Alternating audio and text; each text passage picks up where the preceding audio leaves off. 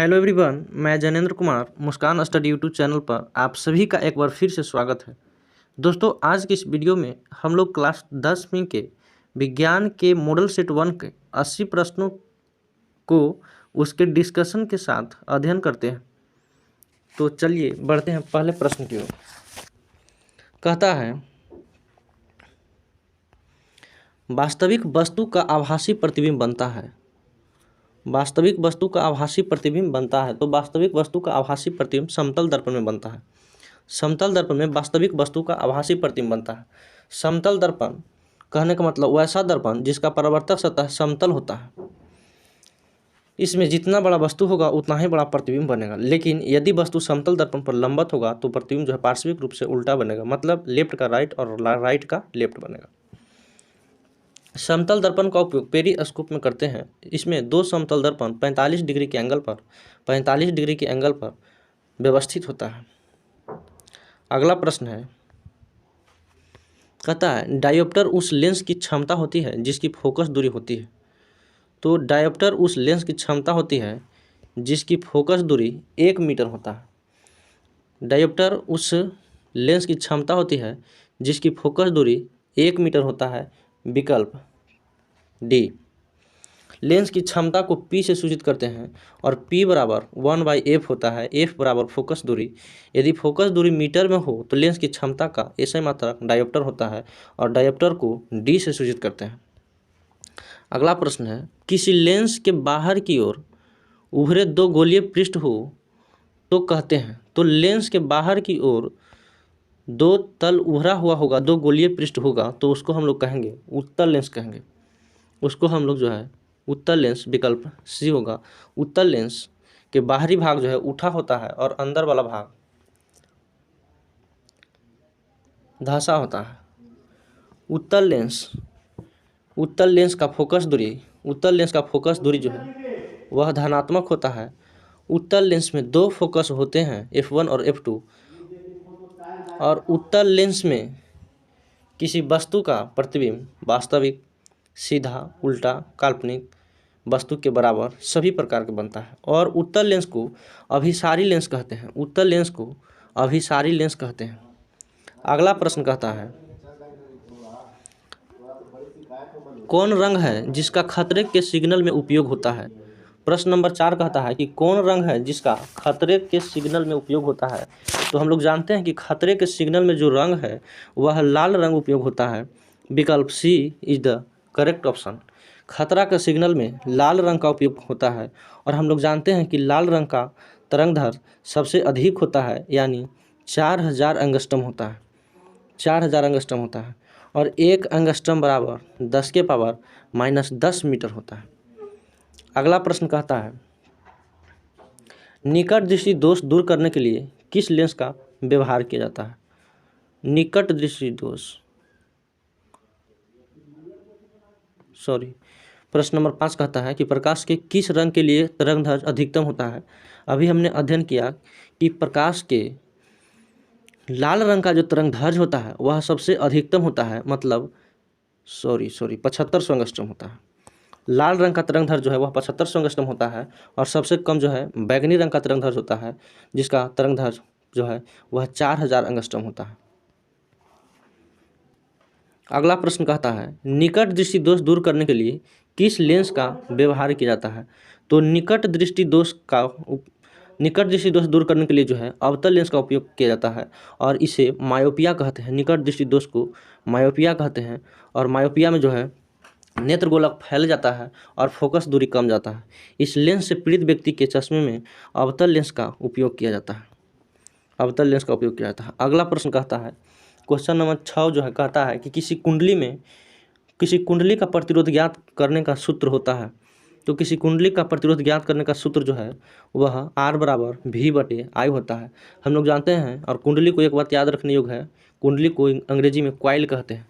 Coil जो है पंखा का बाइंडिंग हो, मोटर का बाइंडिंग हो, जनरेटर का बाइंडिंग हो, यह जो है कॉइल का बना होता है। कॉइल होता है, उसमें जो है वृत्ताकार कुंडली होता है। और एक बात ध्यान देने योग्य है कि कॉइल इसमें प्लस और माइनस का चिन्ह नहीं होता है। बहुत बार ऑब्जेक्टिव रिपीट करता है कि इनमें से किस में जो है प्लस धनात्मक और ऋणात्मक चिन्ह नहीं होते हैं। तो कॉइल में जो है किसी प्रकार का चिन्ह नहीं होता है। अगला प्रश्न कहता है कि ओम का नियम कहता है कि V बराबर आई आर, तो यहाँ से R बराबर निकालेंगे तो V बटे आई, यानी विकल्प जो है बी करेक्ट होगा। अगला प्रश्न कहता है, क्वेश्चन नंबर 8 कहता है, धातु में धारा वाहक होते हैं, तो धातु में धारा वाहक जो होते हैं वह इलेक्ट्रॉन के द्वारा जो है धातु में धारा बहता है। धातु में इलेक्ट्रॉन जो धारा बहता है वह मुक्त इलेक्ट्रॉन के कारण बहता है, फ्री इलेक्ट्रॉन के कारण बहता है, मोबाइल इलेक्ट्रॉन के कारण बहता है। मोबाइल इलेक्ट्रॉन के कारण बहता है ऑप्शन बी। इलेक्ट्रॉन को ई से सूचित करते हैं, इसके माथा पर निगेटिव चार्ज होता है और यह ऋण आवेश युक्त होता है, और यह जो है नाभिक के चारों ओर वृत्ताकार कक्षा में जो है परिक्रमा करते रहता है। इलेक्ट्रॉन की खोज जे थॉमसन महोदय ने 1897 ईस्वी में किया था। इलेक्ट्रॉन जो है अति सूक्ष्म कणों से बने होते हैं। इलेक्ट्रॉन जो है नाभिक के चारों ओर घूमता है, जबकि नाभिक में जो है प्रोटॉन और न्यूट्रॉन जो है स्थिर होता है, और प्रोटॉन और न्यूट्रॉन जो है धनावेशित होता है। अतः नाभिक जो है वह धनावेशित होता है, जिसे संयुक्त रूप से न्यूक्लियस कहते हैं। अगला प्रश्न कहता है कि परिपथ में विद्युत धारा की माप किससे की जाती है। परिपथ को अंग्रेजी में हम लोग जो है सर्किट कहेंगे, और सर्किट में जो है विद्युत धारा की माप एमीटर से किया जाता है। एमीटर को ए से सूचित किया जाता है, इसमें जो है करंट आएगा तो प्लस और जाएगा तो माइनस होगा। एमीटर जो है करंट को मेजर करता है, और वोल्टमीटर जो है वोल्टेज को मेजर करता है, प्लस होगा या माइनस होगा। गैल्वेनोमीटर जो होगा वह विद्युत धारा की दिशा को दर्शाएगा, फ्लक्चुएशन दर्शाता है। अगला प्रश्न कहता है कि फ्यूज विद्युत धारा के किस प्रभाव पर आधारित होता है। तो फ्यूज जो है विद्युत धारा के ऊष्मीय प्रभाव पर आधारित होता है, विकल्प ए। विद्युत फ्यूज और फ्यूज जो है फ्यूज टीना शीशा का बना होता है, टीना और शीशा पीवी, टीना शीशा का बना होता है। फ्यूज जो है फ्यूज का गलनांक निम्न होना चाहिए और प्रतिरोध उच्च होना चाहिए, प्रतिरोध आर उच्च होना चाहिए। फ्यूज को जो है प्रोटेक्टिव डिवाइस कहा जाता है, क्योंकि यह सर्किट को परिपथ को जलने और नष्ट होने से बचाता है। जब भी हमारे सर्किट में परिपथ में ओवर करंट और ओवर वोल्टेज आता है तो यह जो है खुद गल जाता है, और हमारे जो एक्सपेंसिव डिवाइस होते हैं जैसे कूलर, फ्रिज, एसी, बल्ब, ये सब को नष्ट होने से बचाता है। अतः इसे सुरक्षा युक्ति कहा जाता है। अगला प्रश्न कहता है कि बैटरी से किस प्रकार की धारा उत्पन्न होती है। तो बैटरी से जो है वह दिष्ट धारा उत्पन्न होता है। बैटरी से दिष्ट धारा उत्पन्न होता है, ऑप्शन ए। दिष्ट धारा मतलब डीसी, और इंग्लिश में इसको कहते हैं डायरेक्ट करंट, इंग्लिश में इसको कहते हैं डायरेक्ट करंट। और इसका जो आवृत्ति होता है, फ्रीक्वेंसी, वह 0 हर्ट्ज होता है, और यह जो है अपने दिशा को चेंज नहीं करता है, यह अधिक खतरनाक होता है। अगला प्रश्न कहता है निम्नलिखित में से कौन जैव मात्रा ऊर्जा स्रोत का उदाहरण नहीं है। तो जैव मात्रा ऊर्जा स्रोत का उदाहरण नहीं है, विकल्प होगा इसका नाभिकीय ऊर्जा, न्यूक्लियर एनर्जी जो है जैव मात्रा ऊर्जा का स्रोत नहीं है। नाभिकीय ऊर्जा ऑप्शन सी। अगला प्रश्न कहता है इनमें से कौन नवीकरणीय ऊर्जा स्रोत है। नवीकरणीय ऊर्जा स्रोत कहने का मतलब होता है वैसा ऊर्जा स्रोत जो भविष्य में समाप्त न होने वाला होता है।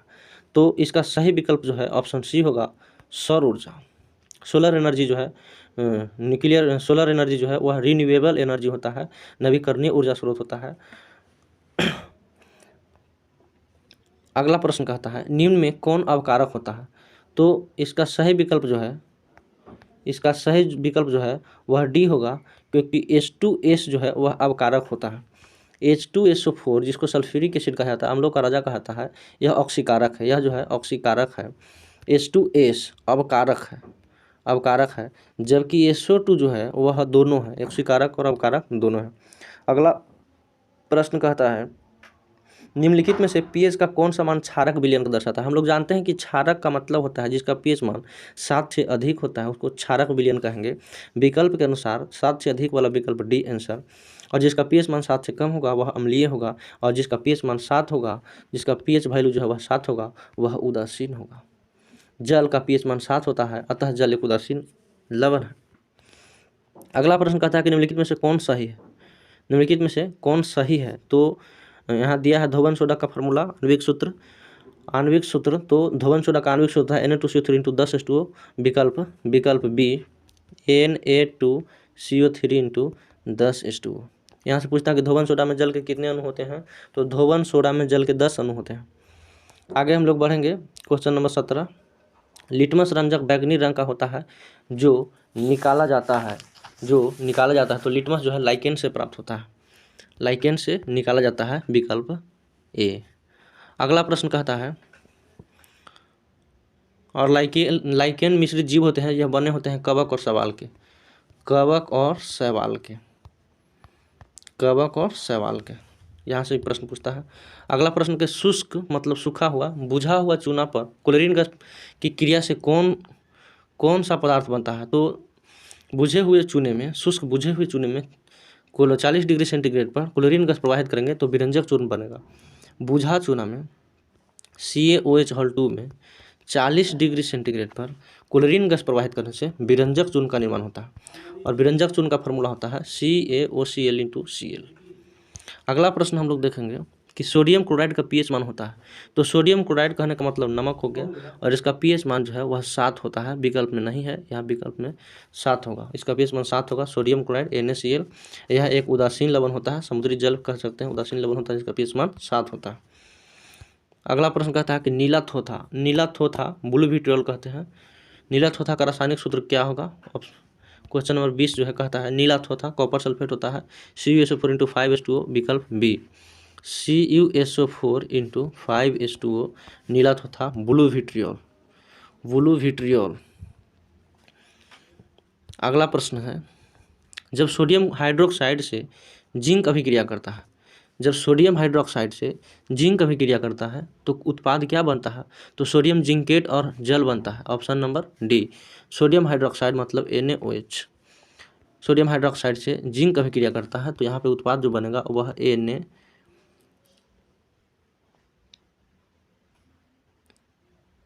Na2ZnO2 प्लस H2O जल।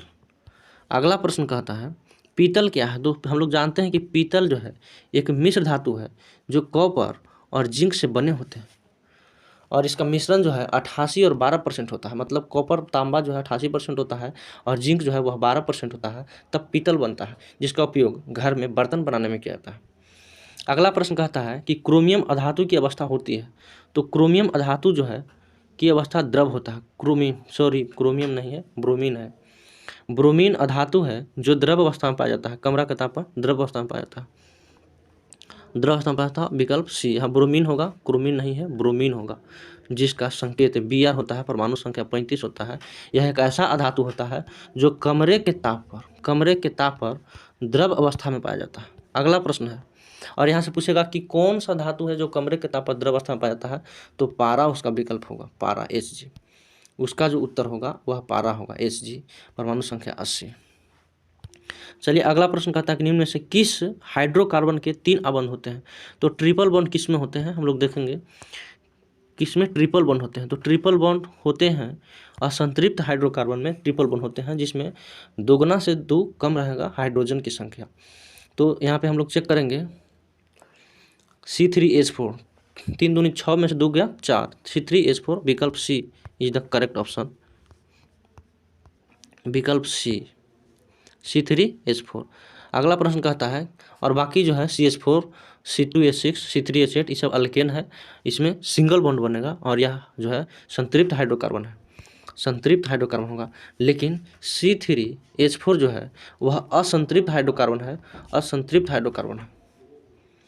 अगला प्रश्न कहता है चीनी की रासायनिक सूत्र होता है। तो चीनी का रासायनिक सूत्र होता है C12H22O11, विकल्प सी, C12H22O11। अगला प्रश्न कहता है हीलियम परमाणु के बाहरी कक्षा में कितने इलेक्ट्रॉन होते हैं? तो हीलियम एक प्रकार का अधातु है जो निष्क्रिय गैस के रूप में जाना जाता है, और यह 18वें ग्रुप का तत्व होता है, 0 ग्रुप जिसको कहते हैं, अक्रिय गैस कहते हैं। इसके बाहरी कक्षा में मात्र 2 इलेक्ट्रॉन होता है, विकल्प बी। अगला प्रश्न कहता है कि स्वपोषी के लिए आवश्यक होता है। तो स्वपोषी कहने का मतलब होता है कि जो भोजन खुद जो है अपने प्रकाश संश्लेषण की सहायता से बनाता है, स्वपोषी कहलाता है। जिसमें इसमें होगा स्वपोषी में CO2 भी लेता है, क्लोरोफिल, सौर ऊर्जा और प्रकाश, इनमें से सभी ऑल होगा। स्वपोषी में हरे पौधे आते हैं, जितने भी हरे पौधे होते हैं वह स्वपोषी होते हैं। अगला प्रश्न कहता है कि कवक में पोषण की कौन सी विधि होता है? तो कवक में पोषण की जो विधि होता है वह जो है मृतजीवी होता है। मृतजीवी कहने का मतलब होता है मृत कार्बनिक पदार्थों को और अपघटित करके, मतलब सड़ा गला करके अपना भोजन प्राप्त करता है, उस तरह के जीव को जो है हम लोग जो है मृतजीवी कहेंगे। अगला प्रश्न कहता है क्लोरोफिल वर्ण का रंग होता है। तो क्लोरोफिल वर्ण का रंग जो होता है वह हरा होता है, ग्रीन होता है। और पूछेगा क्लोरोफिल के केंद्र में क्या कौन सी धातु पाया जाता है, तो मैग्नीशियम पाया जाता है, जिसका परमाणु संख्या 12 होता है। अगला प्रश्न कहता है पायरुवेट के विखंडन से यह कार्बन डाइऑक्साइड जल तथा ऊर्जा देता है, यह क्रिया होती है। तो यह क्रिया जो है माइटोकॉन्ड्रिया में होता है। और एक बात याद रखने वाला बात है कि माइटोकॉन्ड्रिया को कोशिका का ऊर्जा गृह कहा जाता है। कोशिका का ऊर्जा गृह कहा जाता है, ऊर्जा घर कहा जाता है। Power house of cell is mitochondria. अगला प्रश्न कहता है यदि हमारे आहार में आयोडीन की कमी है तो हमें किस रोग की संभावना होता है। तो हमें जो है वह ग्वाइटर रोग, गलगंड रोग, हेंगा रोग, इनमें से सभी रोग। एस्ट्रोजन स्रावित होता है। एस्ट्रोजन जो है वह कहाँ से स्रावित होता है, तो एस्ट्रोजन जो है वह अंडाशय द्वारा स्रावित होता है। एस्ट्रोजन कहाँ से स्रावित होता है, एस्ट्रोजन जो है अंडाशय द्वारा स्रावित होता है। विकल्प बी। पुरुष में जो है अंडाशय की संख्या 2 होती है, यह पुरुष जननांग का भाग होता है। मनुष्य में ऐच्छिक गतियों का नियंत्रण किसके द्वारा होता है। ऐच्छिक गतियों का नियंत्रण जो है सेरिब्रम के द्वारा होता है। सेरिब्रम के द्वारा होता है। सेरिब्रम के द्वारा होता है। ऐच्छिक गतियों का नियंत्रण जो है सेरिब्रम का द्वारा होता है। सेरिब्रम जो है मस्तिष्क का 2/3 हिस्सा होता है। यह मस्तिष्क का सबसे अग्रभाग होता है। अगला प्रश्न कहता है कि घोंघा किस समुदाय की प्राणी होता है। तो घोंघा जो है वह मोलस्का समुदाय की प्राणी होता है। आगे प्रश्न कहता है कि निम्नलिखित में से कौन सा जंतु उभयलिंगी होता है। उभयलिंगी कहने का मतलब मेल फीमेल दोनों एक ही में रहता है। तो इसमें जो है केचुआ होगा। और एक बात याद रखना है कि केचुआ को जो है किसानों का मित्र कहा जाता है। अगला प्रश्न कहता है परागकोश में होते हैं। तो परागकोश में जो है वह परागकण होता है। विकल्प डी होगा। परागकोश में परागकण होता है। पुष्प के परागकोश से परागकण जो है वर्तिकाग्र तक पहुंचता है, तो उसे परागन कहते हैं। उसे जो है क्या कहते हैं, परागन कहते हैं। और परागन के लिए आवश्यक हो सकता है हवा हो सकता है, जल हो सकता है, विभिन्न वाहक हो सकते हैं। अगला प्रश्न कहता है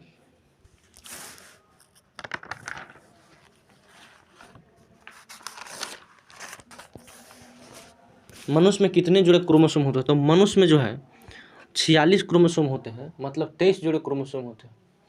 मनुष्य में जो है 46 क्रोमोसोम यानी 23 जुड़े क्रोमोसोम होते हैं। मनुष्य में एक्स और वाई को जो है क्रोमोसोम कहा जाता है, गुणसूत्र कहा जाता है। एक्स जो है पुरुष में जो है 22 + x होता है, 22 + XY होता है, जबकि महिला में 22 + XX होता है। मनुष्य में जो है संतान का निर्धारण का उत्तरदायित्व जो है पुरुष के क्रोमोसोम पर निर्भर करता है। अगला प्रश्न कहता है कि निम्नलिखित में से किसे आप उपभोक्ता की श्रेणी में रखेंगे।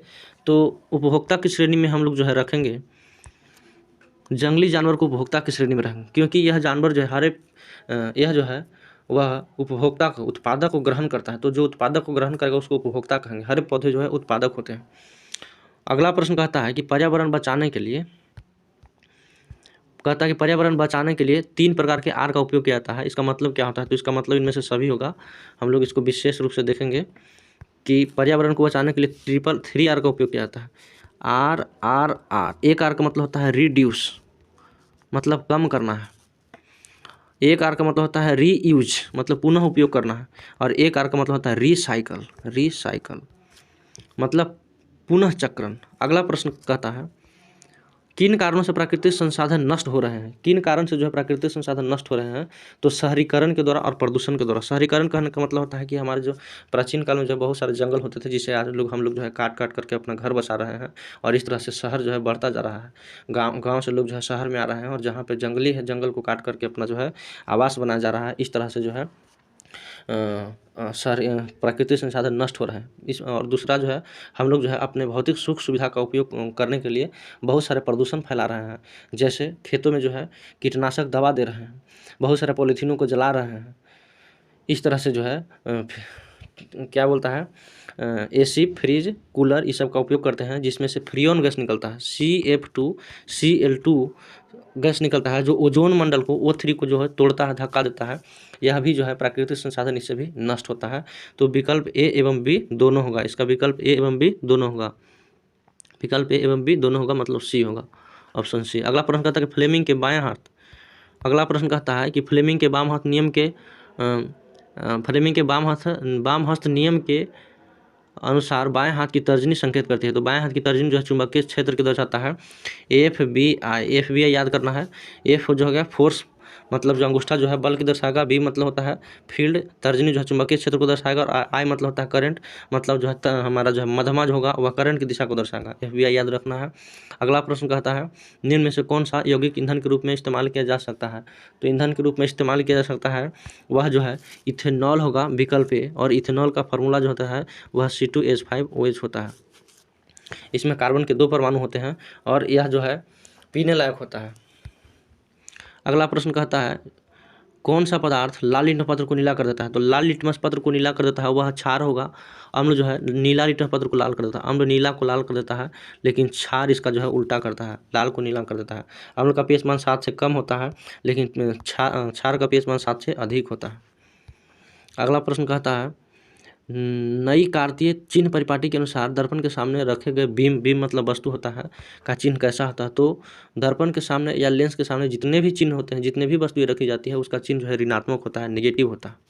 इसलिए वस्तु दूरी जो है, वस्तु हमेशा दर्पण के सामने रखा जाता है, इसलिए वस्तु दूरी हमेशा नेगेटिव होता है और इसे यू से सूचित करते हैं। अगला प्रश्न कहता है खाद्य पदार्थ के डिब्बों पर जिंक की बजाय, बहुत इंपॉर्टेंट क्वेश्चन है, खाद्य पदार्थ के डिब्बों पर जिंक के बजाय जो है हम लोग टीन का लेप कर देते हैं, क्योंकि टीन जो है टीन की अपेक्षा जिंक अधिक अभिक्रियाशील होता है, क्योंकि जो है टीन की अपेक्षा जिंक अधिक अभिक्रियाशील होता है। विकल्प सी। टीन का फार्मूला होता है SN और जिंक का फार्मूला होता है ZN। जिंक जो है अधिक क्रियाशील है, टीन कम क्रियाशील है। यही कारण है कि हम लोग जो है खाद्य पदार्थ पर हम लोग जो है जिंक की अपेक्षा टीन का परत चढ़ा देते हैं। यदि जिंक का परत चढ़ाएगा तो वह रिएक्ट कर लेगा, किसी भी खाद्य पदार्थ से रिएक्शन कर लेगा जल्दी। अगला प्रश्न कहता है निम्न से कौन सा अंग संवेदीग्राही नहीं है। संवेदीग्राही नहीं है, तो संवेदीग्राही अंग नहीं है दिमाग। दिमाग जो है वह संवेदीग्राही नहीं है, और आँख कान नाक जो है वह संवेदीग्राही है, मतलब पीड़ादायक है। इसका सही उत्तर जो है दिमाग होगा, विकल्प डी।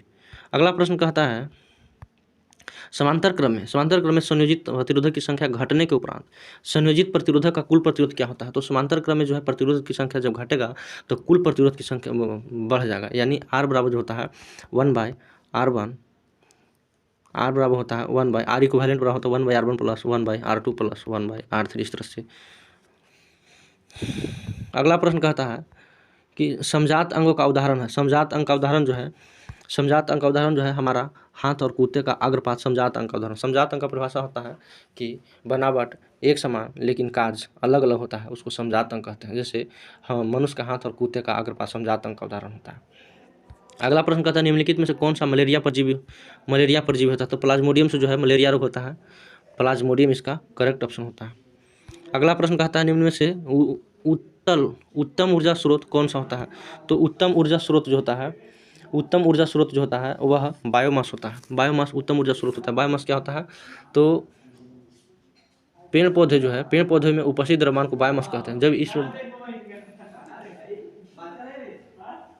बायोमास कहलाता है। अगला प्रश्न हम लोग देखेंगे सल्फर परमाणु के बाह्यतम कक्षा में इलेक्ट्रॉन की संख्या कितनी होती है। तो सल्फर परमाणु के बाह्यतम कक्षा में इलेक्ट्रॉन जो है वह 6 होगा, विकल्प सी होगा।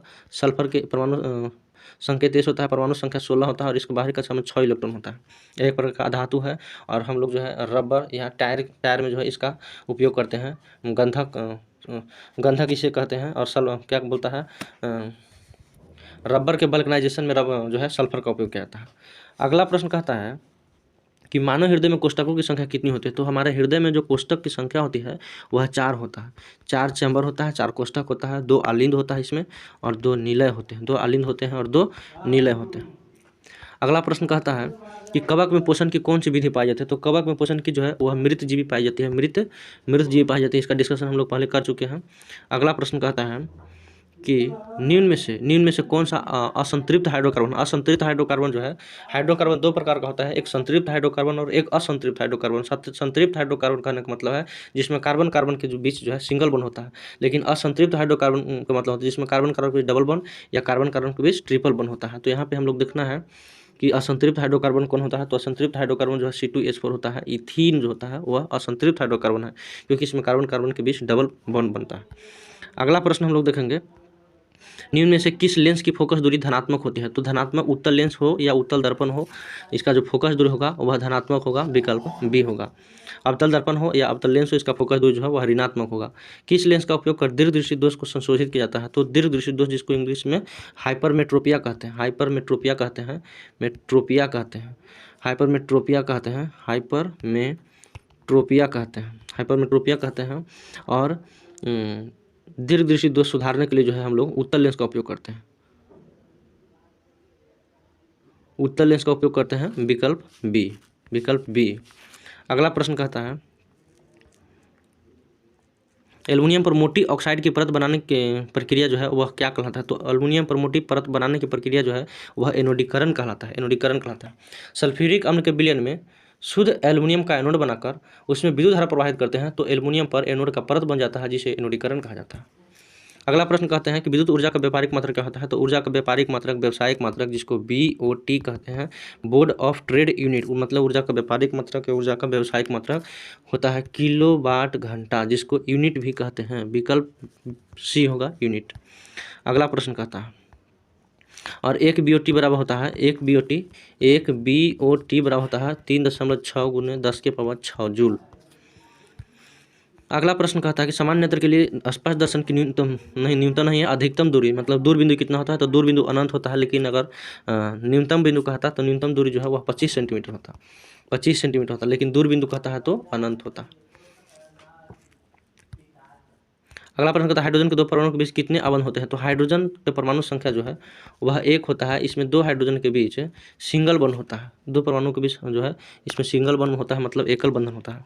अगला प्रश्न कहता है कि निम्न में से कौन आहार श्रृंखला का निर्माण करता है? तो आहार श्रृंखला का निर्माण यहाँ पे हमारा जो है विकल्प बी करेगा, आहार श्रृंखला का निर्माण विकल्प बी करेगा, घास, बकरी तथा मानव, मतलब घास को बकरी खाएगा और बकरी को मानव खाएगा। अगला प्रश्न कहता है कौन अंतःस्रावी और बाह्य ग्रंथि जैसा कार्य नहीं करता है? तो अंतःस्रावी और बाह्य स्रावी ग्रंथि जैसा कार्य जो है अंडाशय नहीं करता है, विकल्प सी होगा, अंडाशय नहीं करता है। कौन सा कार्बन, अगला प्रश्न हम लोग देखेंगे कि कौन सा कार्बनिक यौगिक सबसे अधिक अभिक्रियाशील होगा? तो कार्बनिक यौगिक में सिंगल बॉन्ड जो होगा वह सबसे कम अभिक्रियाशील होगा और सबसे मजबूत बॉन्ड बनाता है। डबल बॉन्ड उससे कम उससे जो है अधिक अभिक्रियाशील होगा लेकिन कम मजबूत बॉन्ड होगा, और ट्रिपल बॉन्ड सबसे अधिक अभिक्रियाशील होता है। तो यहाँ विकल्प के अनुसार जो है हमारा विकल्प सी होगा, C2H4, मतलब कार्बन कार्बन के बीच डबल बॉन्ड होगा जो सिंगल बॉन्ड से अधिक अभिक्रियाशील है। आगे हम लोग देखेंगे 64 नंबर क्वेश्चन, किस दर्पण का उपयोग सामान्यतः वाहनों का पक्ष दृश्य, मतलब पीछे के दृश्य को देखने में करते हैं? तो पीछे के दृश्य के देखने में जो है हम लोग उत्तल दर्पण का उपयोग करते हैं, और उत्तल दर्पण जो है इस तरह का होता है, उत्तल दर्पण इस तरह का होता है, उत्तल दर्पण इस तरह का होता है,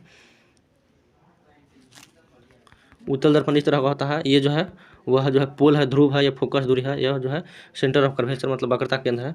उत्तल दर्पण जो है, उत्तल दर्पण में वस्तु दूरी जो है हमेशा निगेटिव होता है और फोकस दूरी हमेशा पॉजिटिव होता है। उत्तल दर्पण में किसी वस्तु का प्रतिबिंब वस्तु के बराबर, सीधा, काल्पनिक तथा वस्तु से छोटा होता है। अगला प्रश्न हम लोग देखेंगे, रासायनिक अभिक्रिया के दौरान किसी पदार्थ में ऑक्सीजन का ह्रास मतलब कम क्या कहलाता है? तो ऑक्सीजन का ह्रास जो है वह अपचयन कहलाता है, अपचयन मतलब अवकरण होता है, विकल्प B. Loss of electron is called ऑक्सीकरण and gain of electron is called अवकरण। रासायनिक अभिक्रिया आगे कौन सी गैस वैश्विक ऊष्मन के लिए उत्तरदायी होता है? तो वैश्विक ऊष्मन के लिए उत्तरदायी गैस जो होता है वह कार्बन डाइऑक्साइड होगा, CO2 होगा, और CO2 जो है गर्म होता है, CO2 का प्रकृति जो है भारी होता है। यही कारण है कि हम लोग देखते हैं कि कहीं कहीं कुआं में या जो जगह नीचा होता है वहाँ कोई व्यक्ति जो है जाने पर उसका मृत्यु हो जाता है, क्योंकि वहाँ जो है भारी मात्रा में कार्बन डाइऑक्साइड होता है और ऑक्सीजन की अनुपस्थिति हो जाती है, जिसके कारण उसे जो है सांस लेना जो है मुश्किल हो जाता है और व्यक्ति की मृत्यु हो जाती है। अगला प्रश्न हम लोग देखेंगे, पित्त रस कहाँ से स्रावित होता है? तो पित्त कहाँ से स्रावित होता है, कहाँ से निकलता है? तो पित्त जो है वह यकृत से निकलता है, लीवर से निकलता है, LIV लीवर मतलब यकृत होता है। यह हमारे शरीर का सबसे बड़ा ग्रंथि होता है, लगभग 1.5 kg होता है। और पित्त जो है पित्ताशय में जमा होता है, स्विम ब्लैडर पित्ताशय में जमा होता है, पित्ताशय में जमा होता है। अगला कहता है कौन सा अभिलक्षण वंशागत नहीं है? तो हमारा जो है बाल की प्रकृति, विकल्प डी जो है वंशानुगत नहीं है, बाल की प्रकृति डी। आँख का रंग, चमड़ी का रंग और शरीर का आकार, यह जो है हमारा जेनेटिक्स हो सकता है, लेकिन बाल की प्रकृति जेनेटिक्स नहीं हो सकता है। अगला प्रश्न हम लोग देखेंगे कि आधुनिक आवर्त सारणी में समूहों की संख्या कितनी है। तो आधुनिक आवर्त सारणी जिसको मोसले के द्वारा बनाया गया है वह परमाणु संख्या Z के क्रम में व्यवस्थित किया गया है और इसमें जो है समूहों की संख्या 18 है। विकल्प जो होगा वह डी होगा। अगला प्रश्न कहता है ग्लूकोज के एक अणु में ऑक्सीजन के कितने परमाणु होते हैं। तो ग्लूकोज के एक अणु में ऑक्सीजन के 6 परमाणु होते हैं। विकल्प ए होगा, विकल्प बी होगा। और ग्लूकोज का आणविक सूत्र होता है C6H12O6 होता है और इसका एक अणु में ऑक्सीजन के 6 परमाणु होते हैं। आगे कहता है कि शुद्ध जल का पीएच मान कितना होता है। तो शुद्ध जल का पीएच मान जो है वह 7 होता है, क्योंकि जल जो है एक प्रकार का उदासीन लवण है जिसका पीएच मान 7 होता है, यह उदासीन होता है। अगला प्रश्न कहता है किस वर्ण का तरंगदैर्घ्य सबसे अधिक होता है। तो सबसे अधिक तरंगदैर्घ्य जो है वह लाल रंग का होता है और कितना होता है। तो 7500 एंगस्ट्रॉम होता है। 1 एंगस्ट्रॉम बराबर होता है 10⁻⁻10 मीटर। अगला प्रश्न हम लोग देखेंगे कि फ्लेमिंग के वाम हस्त नियम के बाएं हाथ की तर्जनी संकेत करती है। तो यह जो चुंबकीय क्षेत्र को संकेत करती है, विकल्प बी। अभी हमने बताया FBI रिपीट क्वेश्चन है, फोर्स फील्ड एंड करंट। अगला प्रश्न कहता है कौन सा पदार्थ लाल लिटमस पत्र को नीला कर देता है। रिपीटेड क्वेश्चन है, लाल लिटमस पत्र को नीला कर देता है वह क्षार होता है। क्षार जो है वह लाल को नीला कर देता है, लाल को नीला कर देगा, पीएच मान 7 से अधिक होता है। तो इसका आंसर जो है बी होगा, क्षार। अगला प्रश्न कहता है कि नई कार्तीय चिन्ह परिपाटी के अनुसार, भी रिपीटेड क्वेश्चन है, नई कार्तीय चिन्ह परिपाटी के अनुसार दर्पण के सामने रखे गए बीम की दूरी ली जाती है। सभी के सभी दूरी जो है वह निगेटिव में लिया जाता है, बी होगा, निगेटिव में लिया जाता है। दर्पण के सब सामने की दूरी जो है वह निगेटिव होता है, पीछे की दूरी पॉजिटिव होता है। अवतल दर्पण में जो है फोकस दूरी निगेटिव होता है और लेंस में भी निगेटिव होता है। किसी भी दर्पण या लेंस में वस्तु दूरी हमेशा निगेटिव होता है। अगला प्रश्न कहता है खाद्य पदार्थ के डिब्बों पर, रिपीटेड क्वेश्चन है, खाद्य पदार्थ के डिब्बों पर जिंक की बजाय टीन का लेप होता है, क्योंकि टीन जो है कम क्रियाशील होता है जिंक से, इसीलिए, या इसलिए कहते हैं कि टीन जो है टीन के अपेक्षा जिंक अधिक क्रियाशील है। विकल्प सी होगा इसका सही आंसर। अगला प्रश्न कहता है कि समांतर क्रम में संयोजित, रिपीटेड क्वेश्चन, समांतर क्रम में संयोजित प्रतिरोधक की संख्या घटने के उपरांत संयोजित प्रतिरोधक का कुल प्रतिरोध जो है वह बढ़ जाता है। अगला प्रश्न कहता है और हमारे घरों में जो बिजली का वायरिंग होता है वह समांतर क्रम में होता है, स्ट्रीट लाइट जो है वह समांतर क्रम में होता है। अगला प्रश्न कहेंगे कि समझात अंक का उदाहरण होता है, रिपीटेड क्वेश्चन है, समझात अंक का उदाहरण जो हमारा हाथ और कुत्ते का समझात अंक का उदाहरण होता है।